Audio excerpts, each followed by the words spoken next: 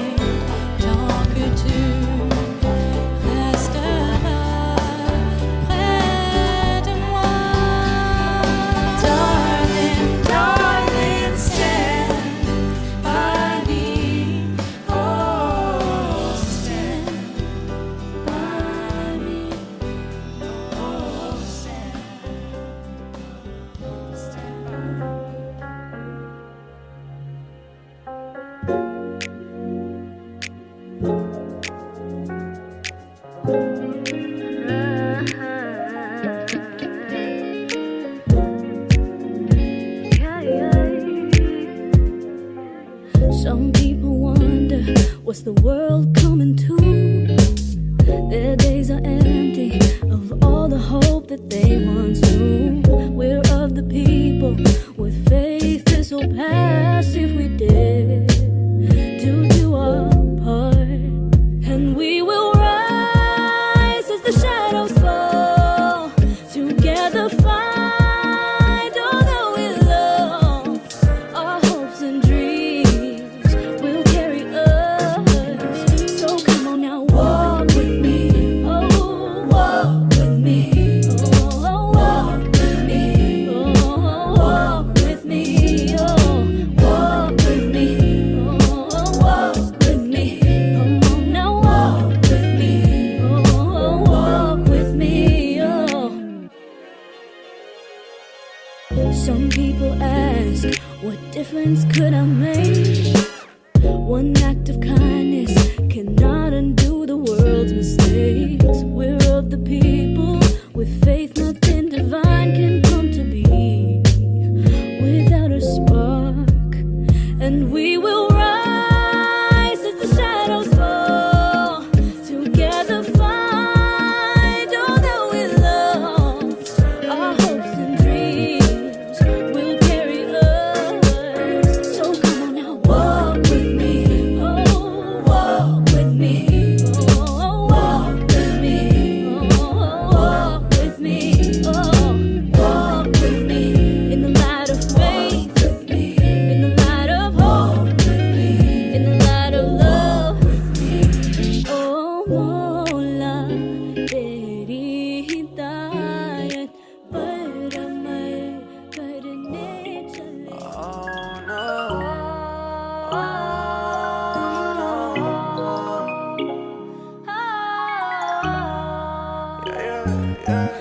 You're the light that guides me dearly. I keep my head up very high. You are the only one who sees me as the girl who can touch the sky.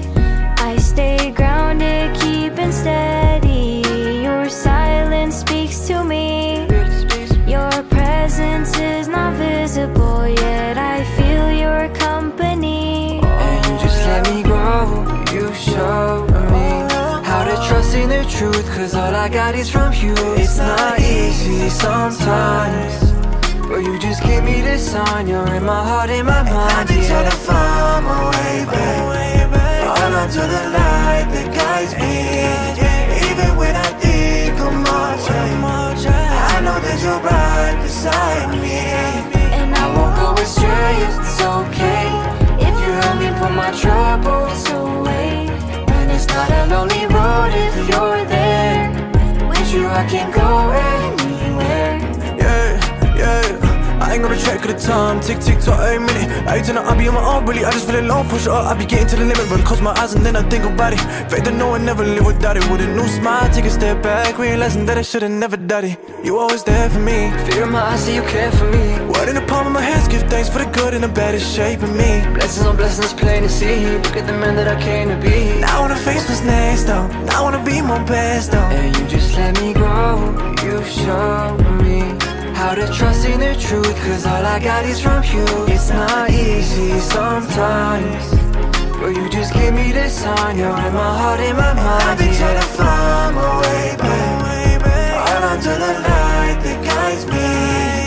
Even when I think I'm marching, I know that you're right beside me.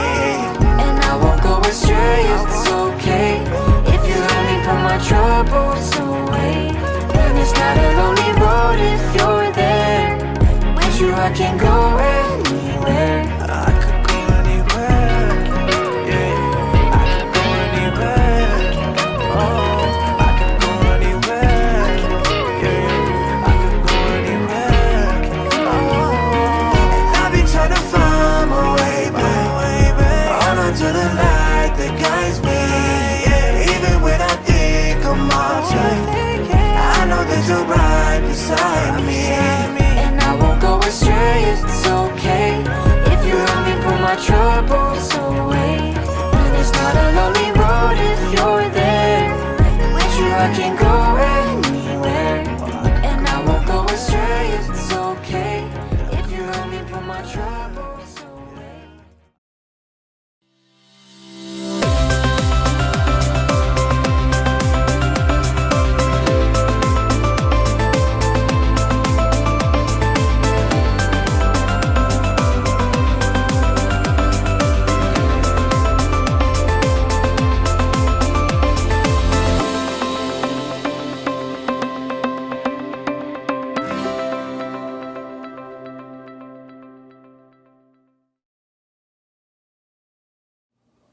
Good evening and Ya Alimadat. My name is Anushka and it is my honor to welcome you to yet another installment of Summer Reflections. I hope you have all had a great week getting back into your schedules. Although summer vacations may be over, we'll be holding on to summer just a little longer, at least until the equinox. Until then, we will continue to bring you some of the best programming from the past year. Tonight, we will revisit a conversation on the future of work with Ali Velshi and Zain Velji. Ali and Zain will explore career trends and share how we can prepare ourselves for careers of the future. I hope you enjoy the program. Ali, thank you so much for joining us this evening. You know, one of the things we've seen with the pandemic is obviously changing how we work, the whole concept of working from home. But I want to talk to you and start this conversation with if you're seeing the change in what we value as work. This pandemic has caused a big shift in perhaps thinking and introspecting about what work looks like and what the meaningfulness of work looks like. Have you kind of seen any shift in the regard of us perhaps societally changing what we value as meaningful work? Well, let's start with what we've seen, right? What we've noticed, for instance, I saw a survey the other day that indicated, it asked the question, do you think the length of the workday has increased or decreased because of work from home? And it turns out it's increased. People are working more. And you know this when you talk to people who worked from home before the pandemic, right? That one of the biggest problems with working from home was the boundaries, the decision about what work time is and what family time is and what lunchtime is and breakfast is, and all that's kind of become a little complicated. And for those of us who are used to structures, including me, because I do a TV show, right? So I would go into a studio by a certain time, and I'd be in makeup in a certain time, and I'd be in meetings at a certain time. So when you lose all of that structure, that becomes problematic because so many of us identify with the structure of our work. Now it's lunch, now it's time for a meeting, now it's time for work-related social events. And that all becomes very complicated. And then it gets tied into your value because it used to be that work and home were two different places. Now, in a perfect world, you got a great deal of value from being at home among your family and your loved ones, and you got a great deal of value from being at work where you felt valued and professional. Now when it all comes together, they're often not in balance, right? So what do you like more? Do you like work or do you like home? And what happens when they're both together? It's very rare that a person gets everything they want out of home life and everything that they want out of work life. But now that it's together, it has caused a lot of people to examine whether it suits them properly. Now, I would say that there's some proportion of people for whom, Zain, this is fantastic. Right? Working from home eliminates a 1 or 2 hour commute in each direction from work, and it saves you on gas and saves you on lunch money, and you're spending time with your family if you like your family. And for some people, this is throwing them into some sort of existential angst about, is this really what I wanted to do? My life was about being out. My life was about performing. My life was about being in a court or being on a theater stage or whatever, or in a hospital. So as I've said before, I think this is a great time to reevaluate what you're doing and whether you really like it, because we're going to be stuck with some version of this for a time. In other words, even if we get a virus or a vaccine or a cure to coronavirus, there are a lot of companies who are going to decide this is actually more efficient for us. The cost saving is good. There are a lot of workers who are going to say, I actually want to stay working from home. So why not take this moment to reevaluate whether this is working for you, and if not, how you can fix it to make it work for you. You brought up a point that I think is fascinating, which is this concept of identity and work. People's identity rooted to the jobs and the careers that they've had. Do you see any shift in that the pandemic has caused as we've been juggling everything from, teaching our kids to trying to get enough recreation and exercise to enjoying vacation? What is that anymore? Have you kind of seen identity as a construct of being singularly associated with work perhaps changing, whereas, it's been a real push towards productivity in the past? Are we seeing anything new, or could we be seeing a new identity matrix with what work looks like going forward? Well, I had one colleague, for instance, tell me this morning, I wish I could just go to work for a couple of days a week, go into work. We're very efficiently, in fact, this particular person's job is as well done from home as not, and generally speaking, she appreciates it. But she was missing something about going to a place called work. And being around people who you know as workers, number one. Number two, there are a lot of things that we are realizing about the value of our work or other people's. Any parent of any child, particularly a young child, who was home with their child, understands the value of teachers in a way that they have never before, right? So all of a sudden, you're not going to think about all these teachers complaining about how they don't get paid enough. Now that becomes very real for you. You are also very conscious, if you're working from home, about all the people who don't have a choice about working from home, all the service providers that still come to your house, the delivery people who still come to your house. So I almost think we're developing a sense of other people's identities and respect for the work that others do. But as for yourself, I think it's important to understand there's a healthiness about having a strong identity linked to your work. But I found this after being at CNN for many years. I was there for 12 or 13 years. And when I left, I thought to myself, wow, for a very large portion of my working life, I only knew myself as a CNN reporter and anchor. What happens when that ends? And it's not unhealthy, or it's not healthy for you to not be able to separate yourself from the trappings of what you call work. It's a good, healthy exercise to be able to say, I can be productive and I can still be what I describe myself as being from home. And I think in a tricky economy in which jobs are being lost and unemployment is higher than it normally is, I think one should always be able to say, I am who I am, irrespective of my job or my job title or the office I have or the company for which I work. And I think that is probably the better part of the growth here, to say, I'm more me now than I ever was. I'm in my home more. I'm with my family more. I don't put on a facade to go to leave work and go out to work in the same way that I did before. So who am I, and what do I want to make this life more fulfilling? So I think I think of this as far more opportunity than disadvantage. Notwithstanding, there are actually people who cannot work from home. There are people who are still not able to make ends meet. There are people who are still getting laid off. So I don't want to paint this as some sort of panacea. I'm saying if you have the privilege of continuing to work, but are working from home or mostly from home, use that to your advantage. I think that's such an interesting point there, Ali, because, as much as work has been about productivity, there's been almost for certain classes of people, a performative aspect to work, right? The external broadcasting that you're working, that you're being productive, that you're adding societal value. And so let's talk about that in the context of this catch-all term, this concept of the future of work. And, prior to this pandemic, we would have probably classified the future of work perhaps singularly rooted in the automation and the future of technology. Right. We've kind of now had perhaps a little bit more texture added to that. So from your perspective, what would you classify the future of work as being almost in a post-pandemic or in a pandemic reality? What is the future of work being to you? So this is a really good point that you bring up, because I've done a lot of studying and going to conferences about the future of work, and almost exclusively it's about robotics and automation and AI, things like that. It's about the ways in which repetitive aspects of your job will be taken over by the machine.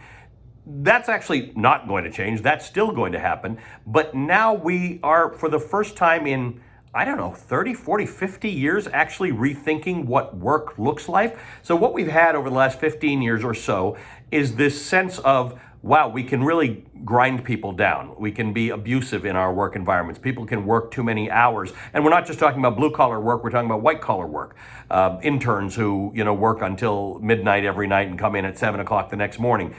Now we are realizing that the shift here is in productivity, not based on rules that you establish to gain that productivity, right? So when somebody comes into your office, you have them for 8 hours. So you can dictate how they behave. There are a lot of Wall Street firms, for instance, or Bloomberg, where they give you free food. They will cater at your every meal, and there'll be you walk out to a common area and there's nothing but food. The design is so that you don't leave the building. Right? You stay here and work as much as you can, take food back to your desk. You get free food at Goldman Sachs, but you got to eat it at your desk. So now we're realizing you can't control how people eat. You can't control when they eat. You don't really know all these things about them. You just need them to be productive. And maybe what we're learning is that different people have different ways of being productive. That sometimes it's not about controlling where they eat and how they eat and what time they start and what time they end. Lo and behold, working from home has resulted in longer work hours and greater productivity without having to house people in your high-paid rental office buildings. So I think everybody's rethinking this whole thing, that what value can you provide to your workers to allow them to be as productive as you'd like them to be. And I think this is a natural outcropping of a world in which we started thinking about how do we make it better for workers? How do we actually make them more comfortable about their work environments? And I think the net gain is generally there. There is a net loss in socialization. There's a net loss, for instance, with people who have a difficult family life or a troubled marriage or tensions at home. Work was the 8 to 10 to 12 hour a day escape from that. Work was some normalcy. Work for some people was the only exercise they got. Work was being out there in our global village on the subway or in the car or in the parking lot and seeing people. Work was going out and trying different foods for lunch. So we have to make sure that in our work from home world, we don't become isolated and weird. But generally speaking, you can set up your home office the way you want it to be. You need very little. We have a phone here and a lamp that exists. I haven't purchased anything new to work from home, and yet I'm doing it effectively. So these are the things we have to think about. What are going to be the benefits of this, and how do you deal with the things that are not beneficial to you? We have seen some instances of increases in depression, in suicidal thoughts, in family tensions, in spousal abuse. So we have to remember, how do you get connected to the world? Remember, if you were having any of these problems, sometimes your workplace caught it. Sometimes you had a counselor, or you had friends at the workplace, or policies where your manager would check in on you and caught it. And you would do the same thing if you were a business owner or a business manager. So we're going to have to study how work from home becomes as beneficial and as fruitful. But the early indications are, for those who are able to work from home, it's actually potentially more fruitful and more productive than the work we've been in. You know, I want to get into the conversation about robotics and automation in a second here, but you brought up something that I think we should go down that rabbit hole for a second, which is this concept of perhaps workers in this strange way in this post-pandemic world now having the ability to kind of shape their lives around work, almost this harmonization of work into their lives. If I ask you to kind of put your prognostication hat on, do you feel like that is going to be one of the most prevalent upsides or opportunities of this situation, where workers will have the ability to kind of mold what work looks like for them and right-size it to their life? Yeah, we were going that way, right? With the gig economy and with millennials and Gen Z who didn't really subscribe to this whole 1950s-esque office-style work with a weird hierarchy that didn't make sense to them. Some of my youngest colleagues are sort of wondering how we all came around to these structures where you come in at this level, even if, they're smarter than we all are and they did better in school. So this breaks down some hierarchy. It gives you some sense of control. You can now work for a really traditional, old-fashioned company and feel like you're a gig worker, which if you're 20, 25, 30, it's kind of cool, right? That's kind of the way you worked. You had your laptop and you worked from wherever you were. So the working world has now moved toward what a lot of the young people, who account for a third of our society, really our working economy, think that work should be like. There are a lot of young people for whom this is not a weird adjustment. This is how they saw life going. It's a natural extension in some cases from school or from university into the work life. So I actually think that the pandemic has forced us to deal with what the newest and youngest and sometimes best performing of us already thought was a better way to work. There were all sorts of reasons why companies didn't go to work from home. We've struggled with it for 10 years. Tech companies said work from home, then they said we're not working from home. Look at the opportunities that are open to people who can't afford to live close to work in high-rent cities, or for couples who have jobs in different cities, or for young people who have an aged parent who they want to take care of, or for mothers with children. In societies where we don't, certainly in America, we don't deal with childcare as well as they do in Canada. So for all of these groups, working from home is a remarkable advantage. It's a remarkable gain. Again, we always have to keep in mind, generally speaking, for the least among us and the lowest wage earners, service jobs, which are prevalent in our society, do not allow for this. But for those that do, this is a big gain. There's a job that a woman with a small child couldn't have taken that now she can take or do because of work from home.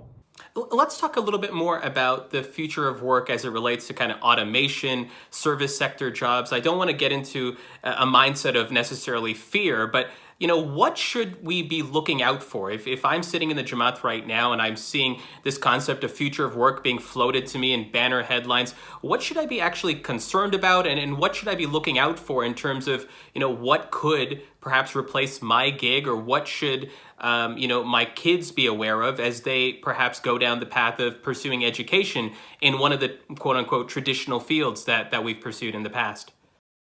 So I think there are several steps you have to take. And the first one is reality. You have to say, can my job be automated? And I've heard most people get that answer wrong. So I'll ask myself, can my job be automated? 100%. Can it be outsourced? Absolutely.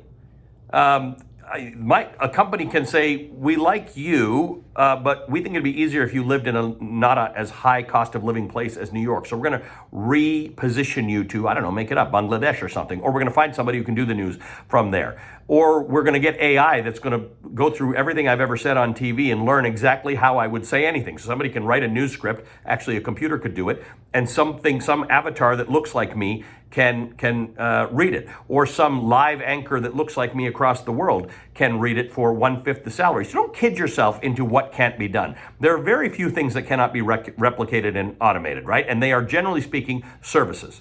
If you have to call someone to come to your house That may not be replicated. But a lot of the people who come to your house are delivery people. That too can be replicated. So first, just be really honest and Google it and look it up. Has anyone tried to automate your job? Because if it can be automated, understand that it will be automated. Number two, how much can you delay that? To what extent can I say, okay, the news business is being automated. How long can I push this for? Now, if I'm 50, which I happen to be, I can possibly push this for another 15 years or 20. Maybe I'll be ready to retire then. But if I'm 40 and I have a lot of work years ahead of me and my job's likely to be automated within the next 10 years, I should start thinking about that. I shouldn't be surprised by it when it happens in 10 years. Number three, what can you learn that allows you to benefit from that automation? So is there some degree of coding or automation that I can engage in that's going to set me up for the journey between where we are now and full automation? And you'll find that in Germany, factory workers do this, right? They train their factory workers into people who can manage the robotics that then take their jobs. Now, it's not fantastic to train for the interim period between you having a job and you losing a job, but it's better than just losing the job. Number four, think about your kids.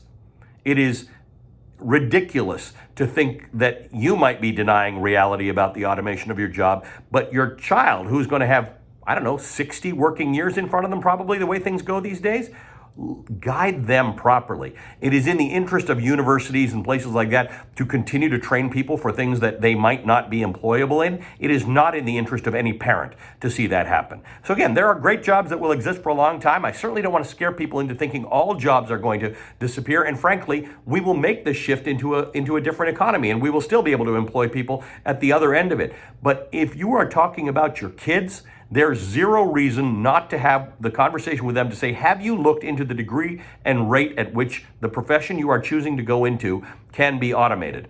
And the role that AI will play. For some people, it may not change. If you're a doctor or you're a surgeon, there's still going to be surgery. It's going to be robotics-assisted surgery. And some of your training can be assisted by robotics. You can still be a surgeon, but don't put blinders on about the fact that we can automate almost everything. The machine and the human brain are going to come together in a way that a lot of people are not foreseeing. And I think we have to be very honest with ourselves about that. Those are some very insightful comments, Ali. And as much as I love you, I'm not sure if I want to see a robotic version of you one day.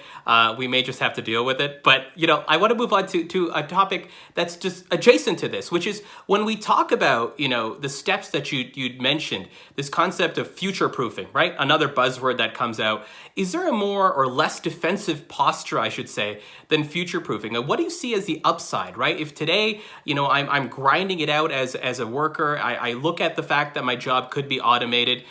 What's the upside there for me? We talk about retooling or reskilling. How does one kind of engage in that process in perhaps a little bit more bite-sized format?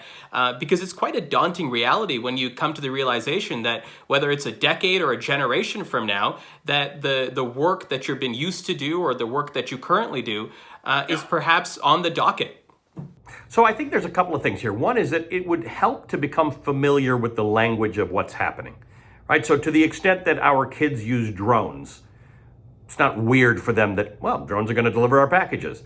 To the extent that we use artificial intelligence in our daily lives, we become familiar with it, whether it's home automation or the devices we use, you start to become familiar with it, and the future doesn't feel like as much of a threat to you, right? Number one, be familiar with it. Number two, it's kind of exciting. Once we get to the other side of it, it'll be really exciting. It's the transitions that are always hard. It was the same thing during the Industrial Revolution. The transition is always difficult, but the other side's exciting. So the more you can excite yourself about it by reading about it, by watching it, by talking to people, by listening to TED Talks, you can imagine that there is a world on the other side of this that's going to be really neat for your kids and to some degree for you. But it's the it. If you don't know what the it is, if you just see this as some future coming towards you whose main objective is to steal your job, that's where the problem comes in. By the way, it's exactly the same problem with immigration. It's the same problem with all the social issues we have, right? People look at immigration as they're coming to take my job, as opposed to, wow, we're going to actually build the population up to the rate that we need in order to be a productive society and have people working so I can retire because they can pay into the systems that I'll benefit from and get a diverse workforce. No, immigrants steal jobs and bring crime. That's the same way you have to think about artificial intelligence and robotics. They're not just here to steal jobs. They're here to make your life simpler and less expensive in the long run. Where do you fit into the whole spectrum? That's the issue. Where many of us live at a time of change is at one end of the spectrum, and then this stuff happens to us. Don't be a victim of it. Know that it's coming and know how to ride that wave. There may be great ways to ride that wave. There may be bits of continuing education you can do. There may be real full retooling that you can do. But future-proofing is something you can, generally speaking, do. Where you have a problem is when you are geographically bound to a place that is going to be hit heavily by the future. So this is what we saw in manufacturing areas in Canada and the United States. In Canada, they tend to be more diverse. Manufacturing areas are adjacent to well-diversified places. In the United States, there's city after city after city in towns where there's steel mills or coal plants or car manufacturing. So it got decimated. The modern equivalent of that is oil places. So if you're in Calgary or you're in Houston, you do have to think about the fact that as the world turns, what will happen to you? And you have to make sure that you're well diversified. Maybe everybody in your family shouldn't be there, or maybe everybody in your family shouldn't be in the same profession or tied to the same industry. That's the larger part about future-proofing. But it's the future. It's going to come to us, and lots of great things are going to come with it, including better health and better health care. So it's not all bad. You know, as much as members of our Jamat might be on the standpoint of being workers in our economy, you know, having some of this come to them, wanting to understand how they may grapple with it, we're also kind of fortunate as a community to have many people who are perhaps going to be shaping what the future of work looks like, whether that's, you know, being executives at large office towers or whether it's in the confines of their small business. So, you know, as we are perhaps shaping the future of work, perhaps taking what we see and incorporating it in our own businesses or in the processes that we have control of, how would you apply kind of an equity lens, Ali? Because I know this has been something you've talked about quite a bit, which is we talk about, you know, society really being the definition of what we do for our most vulnerable, not for those at the top. How do we ensure that we apply that equity lens as it relates to this future of work concept going forward? So this is a really important one because it's so weird. When we see these futuristic things, they come up as companies and they get onto the stock market. We value them at the highest levels, right? We value technology really well in society, but we don't talk about the dirty little secrets of automation and robotics. And the reason I think that's important is because right now we don't talk about the least among us anyway. So what the pandemic has done is it has shown us that I can work from home, but there are a lot of people who can't work from home. They don't have jobs that allow that. They have kept working, and some of those people live in multi-generational homes without the ability to be in a 6,000-foot multi-generational home. It might be a 3-bedroom apartment, in which case things like COVID can spread more quickly, or they have underlying health conditions, which happens when your life is associated with poverty. This COVID has laid bare the degree to which, you know, everybody says the virus knows no borders and it knows no this and it knows no that. You know what it knows? It knows the difference between prosperity and poverty. And if you're poor, it hits you. And so the lesson from this thing is everything hits you harder if you're poor. Every flu hits you harder. Every hurricane hits you harder. Every recession hits you harder. And if you go into these things in good financial shape, you come out running. If you go into them stumbling economically, it can flatten you out and take a long time to recover from. And that's not your fault. That's society's fault. So as we are looking at another major change to the way we work, which is it's big. It's as big or bigger than the Industrial Revolution, the way automation and AI and robotics will change our world. As we look at that, understand that it's nobody's fault that it's happening. What do we do to make this a more equitable society? And there are lots of really good solutions around that. They involve, generally speaking, strengthening the social safety net, which may not be your job from day to day, but do remember it when you're casting a ballot. That there are some people who think it's every man for himself. We're not here to do it. Here in the United States, we're talking about the extension of the CARES Act to the HEROES Act, we're calling it, to subsidize people who are having a rough time. And there are 20 U.S. senators who've said enough is enough. It's not our job to do this. No, it is your job to do it. Through no fault of their own. There are a whole lot of people who are about to lose their apartments or their homes and their unemployment benefits. It is actually our job to fix this. So this lens has got to be central. If you are building, and the beauty we have in our community is is that we still have the immigrant experience. Like a lot of people who are watching this will be immigrants. A lot of people, their parents are immigrants. We may even have some people watching this whose grandparents were immigrants, but their parents were born here. But we still have the immigrant ethos. The immigrant ethos is the ethos of flexibility and the ethos of fairness, right? Apply that to what you do. You have the ability to be flexible, so we can learn, we can bob and weave around these new trends, but we do have to be fair. We have much to give these countries that have been kind to us, and what we can give back is to make them better and fairer and kinder. Now, we're doing that because there are people who find themselves in great positions in governance, in politics, in corporations, and in medicine, in law. They're doing that. But that is the thing we have to keep in front of us. What this virus has done is shown us that our societies that we think are fair are fundamentally unfair in a way we didn't even recognize. It lets viruses kill the least among us. We need to change that. You know, Ali, you brought this up, which is the policy instrumentation. I'd be remiss to not ask you, now that I have you here with this discussion, do you fear that this conversation of future of work, perhaps in both of our countries, might become politicized? You know, we're seeing the increased tribalization of certain, things. Even mask wearing has become a political issue in both of our countries. Do you feel like the future of work and the meaningfulness of that, especially through that equity lens we're just talking about, has potentially the ability to become politicized in our countries? Sure, it will. Look, work changes always get politicized because there's such an opportunity to go to people who are working in the fields that are going to change and warn them that this is going to be really bad. So if you elect me, I will hold that off. I will do everything I can to make sure your industry does not become computerized or automated, and that AI doesn't come in so that you can keep your job. And so it's very easy to do that. Then you can attach, in the United States, it's become very popular to blame all technological advances on China. Right? China's trying to take control and kind of do that. I don't know what's true or not, but the point is China's engaging in a lot of technological advances. So you can start to make technology the enemy. That's as stupid as making immigrants the enemy, right? It is what it is. We benefit, we live longer, we will get a vaccine to this virus and a cure to it because of technology. We also need technology to stop this earth from warming, which we haven't quite mastered yet as well. Technology is going to solve most of our problems, but it brings with it ethical questions. And that it brings with it ethical questions doesn't mean you throw it out. It means you actually have to address the ethical questions. We have to hold debates. We should have another conversation just about the ethics of automation and robotics, because some people think it's an amazing thing. Other people only see their job going away. What if we actually created a society where we can say we can have the benefits of robotics and automation and AI, and we can protect you?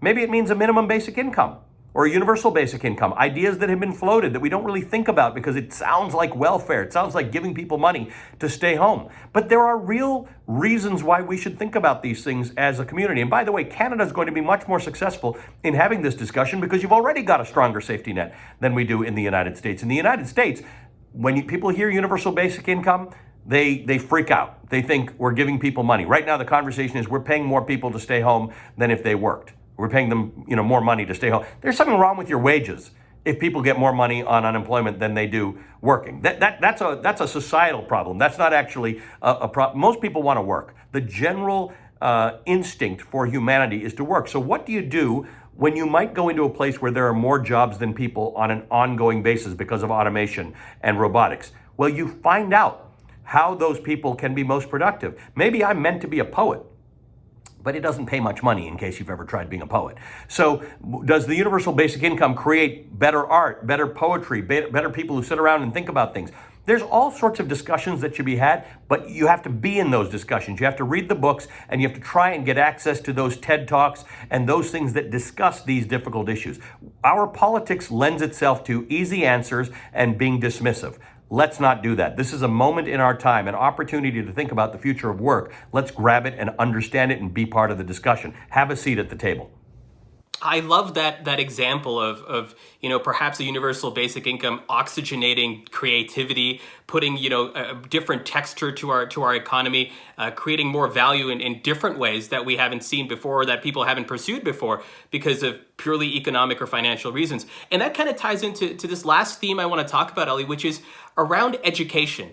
You know, we sit here in August right now, and both of our countries are grappling with what the school year, especially for higher ed, looks like in September. What do you kind of see as the value of a degree, and what do you kind of see as the value of education going forward, and perhaps even how education is delivered going forward? I know we're in this debate of value between post-secondary education tuition just spiking through the roof, especially in the United States, but give me some of your thoughts on the value of post-secondary education, especially layered on with the delivery mechanisms we're now potentially going to be seeing. You know, tuition in some American universities is upward of $50,000 a year. So that's a good question, right? Can I become one of these things and pay less? I'm a professor at Wharton, and all our classes in fall are going to be online. And by the way, I happen to be teaching a course that we can probably fairly effectively do online, but I didn't learn how to teach online. I didn't even do this, right? We didn't have Zoom meetings and things like this. Now I'm learning, but do my students deserve better than somebody who's just figuring this out now? I think they do. And we have to think about this because these are Wharton students, top of their game, paying top dollar to get this education in part from me. And we have to learn how to be excellent at this. And we are figuring out, first of all, just to keep people safe, but we're figuring out what things can students learn that can be done effectively online. And I'm actually quite confident that the course I can teach can be done online. But what are we doing about nurses and doctors and engineers? Obviously, some of it can be done online, but we haven't figured this out. It's a really, really crucial discussion to have because this is one of those things like work from home that once we make the switch, consider the accessibility that we will achieve when we've switched over to effective online learning at major universities. We had these MOOCs and things like that, courses that people could take, but it tended to not be for people who were pursuing something professionally. There were very specialized places where you could study online. What if, from an economic perspective, everything is open to everybody? So Wharton actually takes not just the best students who can apply to Wharton, but the best students anywhere because it's online. That opens it up for universities around the world. It opens it up for students around the world who might be living somewhere else in the world, would really like to go to Wharton, but they can't get their papers because it's hard to get into America, and they can't afford it, and culturally it's too much of a shift. This is remarkable. So I think it's going to be a big question from a financial point of view. Those universities that offer a good education, who, by the way, don't charge $50,000 a year, are going to see a big boon. For those that do charge a lot, student aid is going to become a lot more important. And there are a lot of students who don't need the student aid, but they wonder to themselves, if I'm not living on campus and doing the things that I associate with university, what's it worth to me? So I think all of that is becoming a really important conversation. But in the end, like work from home, I think the gains are greater than the losses. We're going to end up in a world in which we're going to get more value for our dollar in terms of education, create greater accessibility. And I think when we look back at this in 10 years, we will have said the pandemic has done one interesting thing, and it broke down some barriers to education. You know, when we talk about education, the other aspect is what you study. And I think this future of work conversation, you know, even prior to the pandemic, was really about, you know, certain things are now becoming commodified. You don't necessarily want to get these technical skills if a robot is able to do it one day, you know, perhaps even in the next decade. So focus on creativity, focus on the A in STEAM, focus on the critical thinking skills. How would you right now, like, kind of looking at the current terrain, reconcile the schools of thought regarding, you know, perhaps fine arts, liberal arts on one hand, all the way to technical knowledge on the other? Is there perhaps a shift in what we're seeing? So I'm a liberal arts graduate from Queens. I talk about it all the time. I think liberal arts creates remarkable critical thinking. On the other hand, when I wrote a book in 2010 about what you should study, my co-author and I, Christine Romans from CNN, and I chose accounting and engineering. The opposite, right? And now I would say that in a world which can be automated, only the engineers are safe. Even the accountants are not safe because it's, in many cases, repetitive tasks as opposed to creative work. So the liberal arts side of the brain can't easily be replicated by computers yet, but there isn't as much work for the liberal arts side of the brain right now. So it's a really interesting conundrum. Do you really want everybody just going into jobs that can't be replicated? So to my mind, architecture comes to mind, right?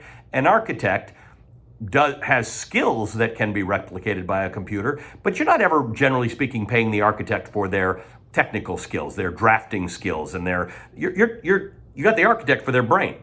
The engineer The computer does the work, but the engineer designs the work that the computer does. So I think we have to have second and third level conversations about this. I think there are some liberal arts educations that people get at liberal arts universities that we have to seriously look at to say, where are you going with this degree? Where can it lead in terms of critical thinking? And is the critical thinking going to actually get you a job in which you can critically think? And in my opinion, there are some things in the liberal arts that should probably be de-emphasized at the moment. At the same time, I don't think we want to be graduating an entire class of robot programmers, right? So there's really good work for robot programmers and engineers, and I still believe that the future is about engineering. But I think everybody and every family has to think about this as a portfolio. If you got 3 kids, and kids don't want to be told what to do because you're a piece of a portfolio. But should families be thinking about the fact that, all right, if you're going to be a this, then maybe you should be a this? And these are tough questions because every kid wants to do what every kid wants to do, but they do need guidance. Because what I don't think high schools are necessarily in a position to tell students graduating is that you want to study this, but it's not going to get you a job anytime soon. It's a vibrant and important discussion to have that I don't have the answers to, but I would think about it better than I did when I was graduating high school or university. You brought up this concept of humanities, right? Like those who have studied in that space. And we have a lot of people in that space who've studied their humanities or have gone down law or other elements of more of that space. And you mentioned there's less work for them right now in that sense. What does kind of future-proofing for them look like? So for them, perhaps it's some of the similar points that you'd mentioned, but I thought that you brought it up. Maybe I can ask you about people in those careers. Yeah, so look, barristers are not going away anytime soon. They may do things like this on a screen, but people who argue a case before a judge are not going away soon. If you're a real estate lawyer, that's a repetitive task. And I mean, I don't mean to belittle it because I think I could lose my job too. My point is, you have to be honest about it. What is the thing? If you're a barrister, then you're kind of like a plumber, right? Or an electrician. It's going to be a while before we will get a robot that can come to my house and fix my light switches, but we don't have, that's a few steps away, right? We've got to accept robotics, and we've got to accept robotics, robots showing up at our house. For the meantime, people who need to deal with plumbing, welding, electrical work, being in front of a courthouse, driving somebody from point to point until we've got automated cars, that's all going to be there. If you're involved in repetitive tasks, no matter how high paying your job is, a computer might be able to do it. And again, I don't know the ins and outs of all of these professions, but I have to assume that if there isn't some creative work involved in what you do, we can get to that easily. We can make computers do all repetitive tasks. So I do think that there's no limit. You should put no limits on that discussion. You should say and look and Google and check and look at Asian countries, which are much, much more accepting of robots in their lives, including in their caregiving for senior citizens and their medical provision. Is somebody allowing robots to do what I do? If nobody's doing it, nobody thinks it's coming up anytime soon, you've got some time to wait. If it is coming, understand how you can fit into that world. And by the way, I just want to use driving it as an example. I think in about 19 states in the United States, driving is the number one profession. Number one. It's a growing profession. Right now, if you wanted to earn a lot of money, becoming a truck driver is actually a really good thing to do. Until the day they automate truck driving, which is probably within the next 10 years. And then suddenly, that's going to fall off a cliff. How do you think about that? Maybe if I got 10 years to work, it's a great profession. If I have 50 years to work, driving's probably not a good idea. Yeah, I sit here in Alberta where people are constantly shocked that the number one job for a male in this province is truck driver, right? So we have those similarities across those borders. When you mention driving, perhaps let me pick up on this thread too, which is the gig economy, right? When we talk about young people coming out of school, when we talk about their future prospects, there's been a couple of things floated to them as part of our new vernacular of work, and there's the gig economy, and then there's this concept of the side hustle, that you do your main thing, but everyone's trying to you're actually got a bigger thing going because you're going to let this other thing on the side just erupt and become your next thing. And part of it's kind of this fetishization of entrepreneurship in some ways, at least how I look at it. But I'm curious to get your thoughts on those two things, and frankly, what your advice to young people would be around both of those, both the gig economy as we see it presented today, and then this concept of the side hustle that has also been kind of put into our zeitgeist. So this is a great topic because the gig economy and the side hustle sound very empowering, right? I can control my hours. I'm my own boss. It is a little bit of entrepreneurship. The other way to look at this is the gig economy means no full-time work, and the side hustle is your second job. So we have unemployment in the United States before the pandemic. We're not counting the current unemployment because it's all warped. But before the pandemic, we were down to below 4% unemployment in the United States. So many people had two jobs because they needed two jobs because they were earning $7.25 in each of them.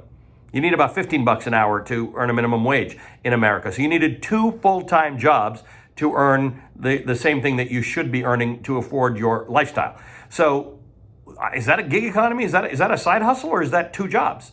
So we need to think about this in both ways. The perfect marriage of a gig economy or a side hustle is one in which you have got control over things. You like working at odd hours, so you can be an Uber driver, so you can control when you work, and you like it, and you're earning enough money. But you've seen the wages for drivers continually come down. And then you need healthcare. Now, again, this is less of an issue in Canada than it is in the United States, because in the United States, if you take one of these side hustles that doesn't have benefits, you don't get healthcare. You get sick, you got big problems. If you had healthcare like you do in Canada, these things become a little more flexible. So on a lot of levels, I've seen people be able to take jobs that they otherwise couldn't do or couldn't work because of the constraints of their care needs, or their children or parents, or their health needs, or whatever it is, or where, what hours their spouse works.